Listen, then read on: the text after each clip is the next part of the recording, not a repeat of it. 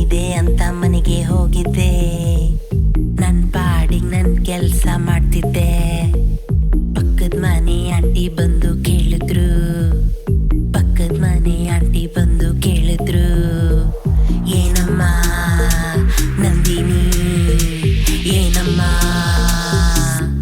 ಯಾವಾಗ ನಿಂದು ಮದುವೆ ಮದುವೆ ಮದುವೆ ಮದುವೆ ಮದುವೆ ಯಾವಾಗ ನಿಂದು ಮದುವೆ ಮದುವೆ ಮದುವೆ ಮದುವೆ ಮದುವೆ ಯಾವಾಗ ನಿಂದು ಮದುವೆ ಮದುವೆ ಮದುವೆ ಮದುವೆ ಮದುವೆ ಯಾವಾಗ ನಿಂದು ಮದುವೆ ಮದುವೆ ಮದುವೆ ಮದುವೆ ಮದುವೆ ಮದುವೆ ಮದುವೆ ಮದುವೆ ಅದಕ್ಕೆ ನೀನೇನು ಹೇಳ್ದೆ?